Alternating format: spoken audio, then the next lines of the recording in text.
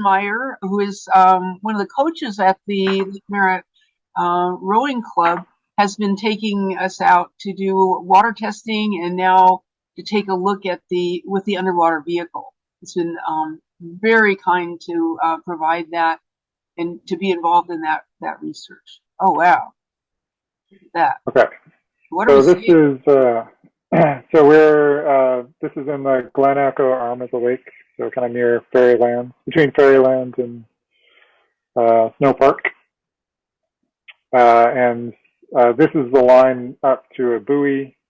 We're not actually entirely sure what that buoy's for, but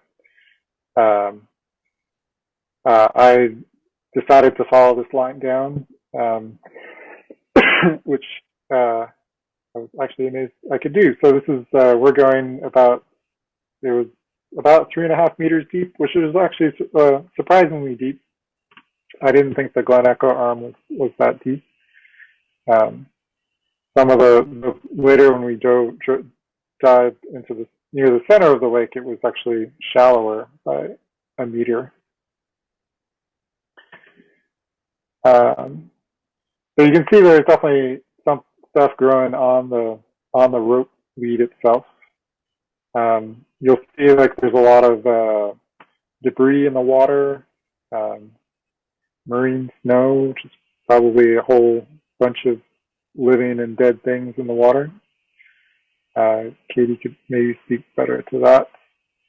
And we're getting to the bottom now, and you'll notice that we got fish, which were actually the only fish that we saw that day. But it was the deepest place. And on the anchor, which seems to have been pulled out of the ground, Oh no. there was some tunicates, and maybe some other algae of some sort. Oh, that is interesting. And I would like to add that the dissolved oxygen down there was pretty low. It was like 2.3 or something. It was below the 5 parts per million that is desirable as the EPA standard for dissolved oxygen in the lake. So, interestingly, the fish were still there and seemed to be doing okay. Yeah. This might be a snail. We will see a few of these later, but they were probably one of the bigger survivors of the fish kill. They at least were able to run away to get oxygen elsewhere that others couldn't. So you'll notice we'll see a couple other examples at the bottom. Here there's a lot of leaf debris amongst the mud. I'm not sure if these structures that stick out of the mud are anything related to life or if it's detritus from leaves, but it is a pretty common thing to see. So there's a piece of trash. Yeah. So there are rooted plants. There's the that could be coming out, or maybe somebody else has another idea of what that could be. It would be great to get a sediment sample. Yeah. So there's a snail actually. You can see him waving his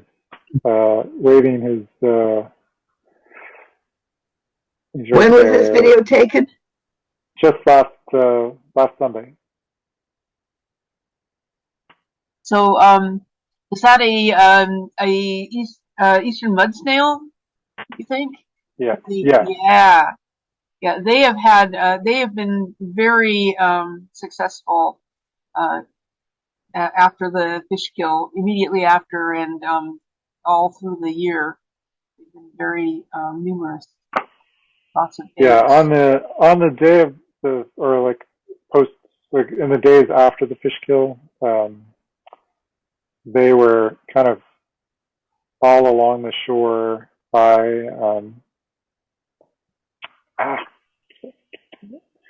they were all along the shore by Fairyland. They seem to have moved in mass because I think I recall that they had some other way of getting oxygen and they didn't slowly get it from the water. Oh, yeah, the mud snails?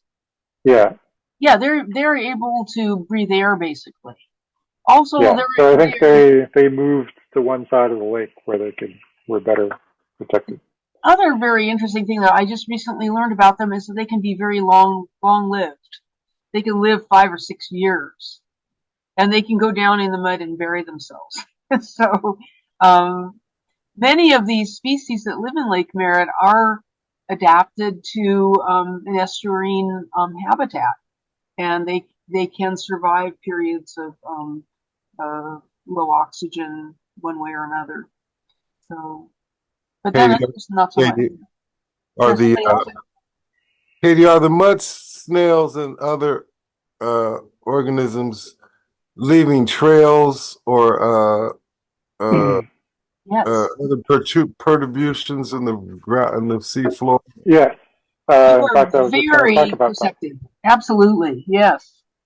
So if you, I don't know how well you can see from your screens, but you can see there are several like smoothed out areas. So I believe these are all probably the mud snail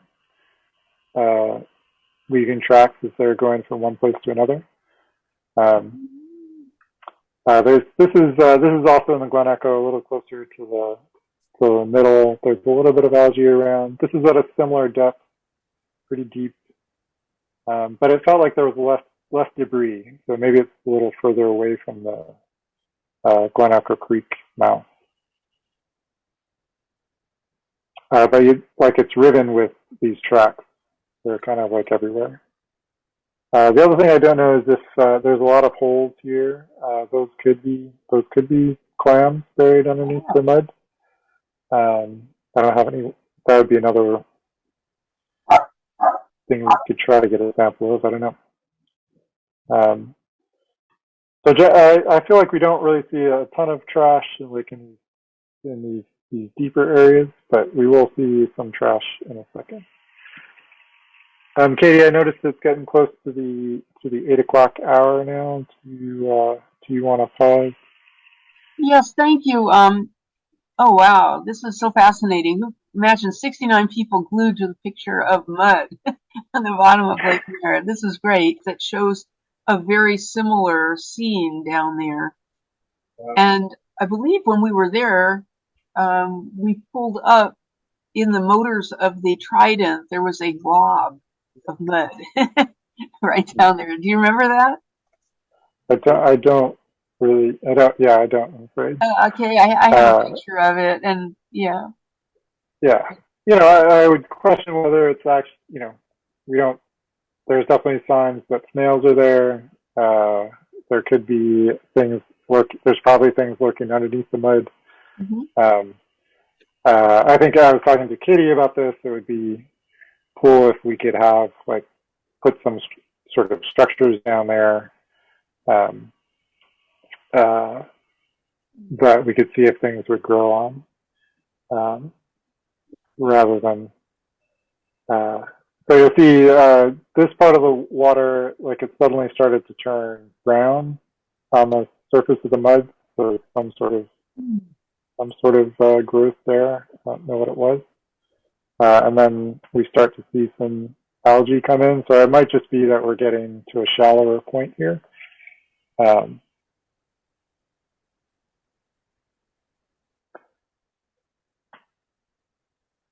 I would suspect a lot of what kind of growth is here depends on how much sunlight is getting there, and so the clarity of the water, and then maybe oxygen and salinity all play a part. But you'll see here, the mud is very different from that just gray background. So it's not a uniform place. So there was a snail there actually. Oh yes, There's two snails there. Yeah, these are eastern mud snails. Yep. And they eat diatoms and things that live on the surface of the sediment.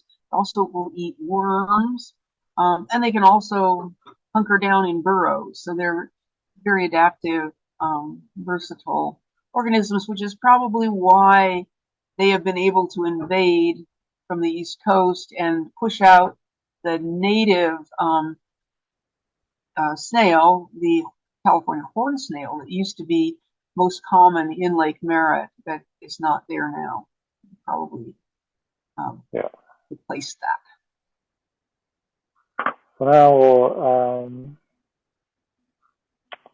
move to this is still from the boat, but we're close to the beach, near the parking lot by the sailboat house parking lot. So this was pretty shallow water. So this is all red algae.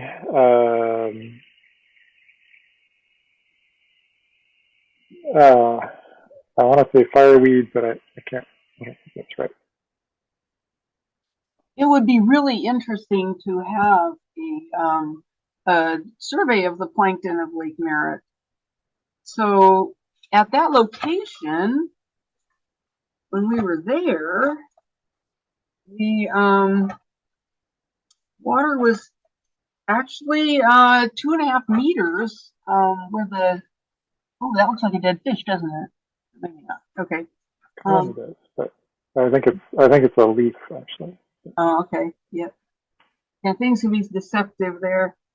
Yeah, so it was, and the dissolved oxygen in that location was good. It was at 8 parts per million, well above 5.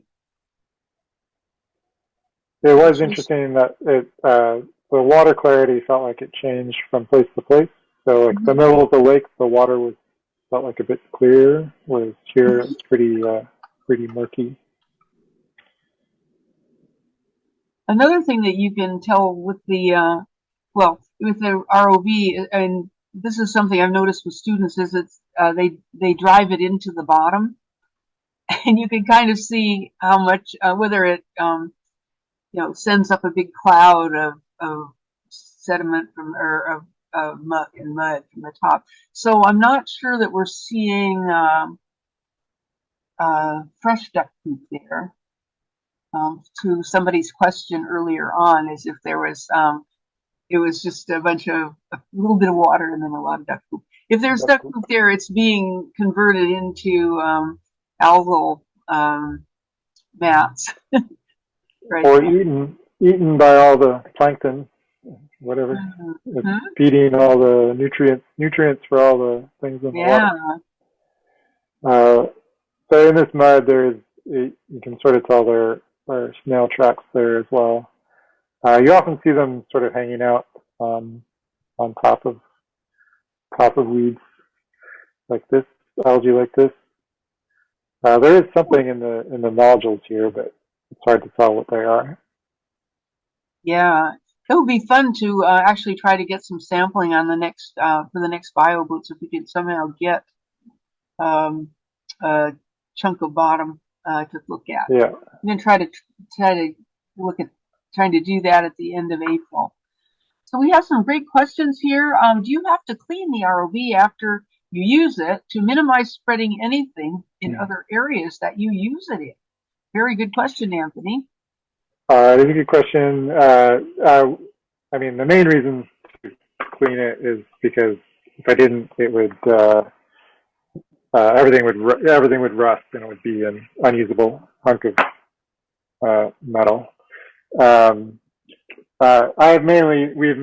not actually really dove anywhere else, so the risk of bringing something somewhere else has been low for that reason. But basically, yes, like immediately try to clean it off with fresh water, dry it off, and then clean it off again later. Try to get any mud or any other sediment out of it as quickly as possible.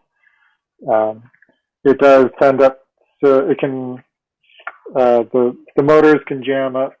I feel like I've managed to not have that problem of late, so I think I'm doing something right.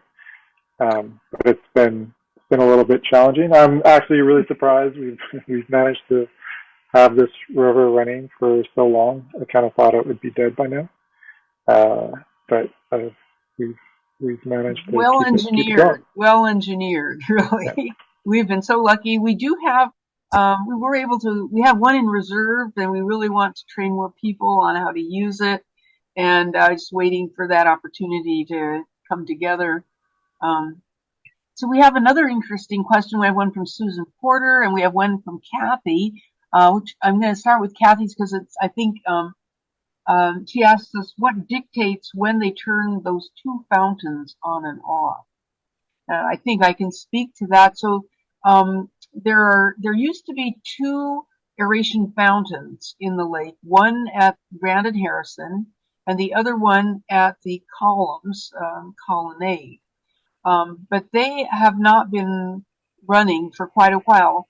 The one at the colonnades had a lot of problems because at low tide it would suck up mud and gunk from the bottom, which would get in the motors and kill the motors and then cause very expensive repairs to be incurred.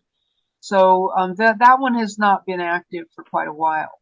The one at Grand and Harrison, though, has a very interesting story. It was removed just the day before they installed the new oxygenation system, which has been placed in the Glen Echo Arm by the City of Oakland and Lake Tech. And so that there is a oxygenation plan in action there at Grand and Harrison that we can't see. Where are we looking now? Is this at the 12th Street area? Yeah. So yeah, near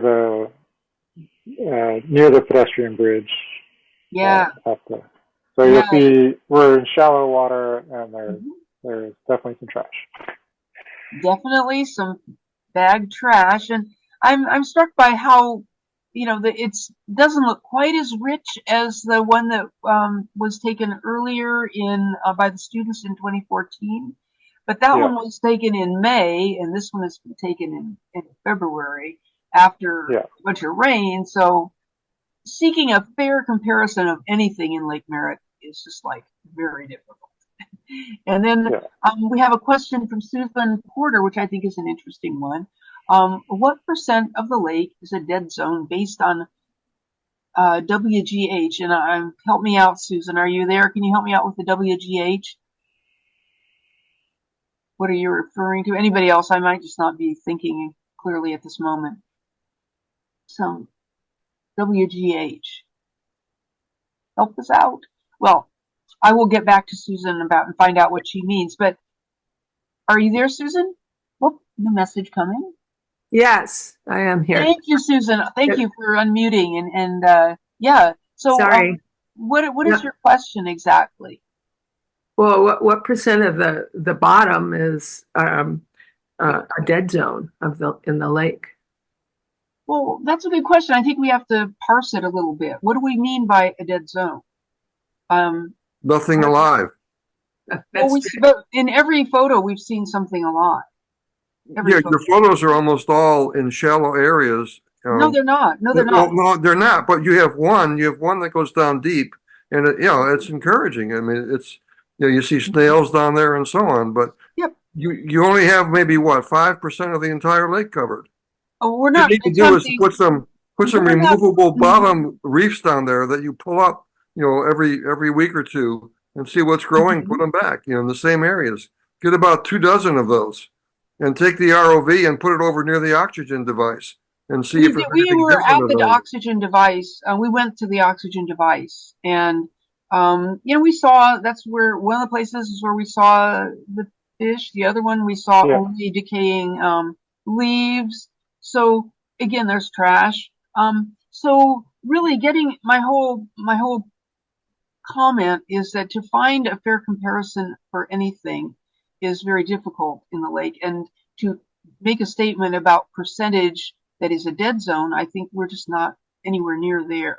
I think it would be fun to put those structures down, and I hope that we would be able to do some sediment sampling. Oh, there's a nice fresh leaf there for us. I hope we would be able to grab some of the bottom. Lots of great tunicates out there.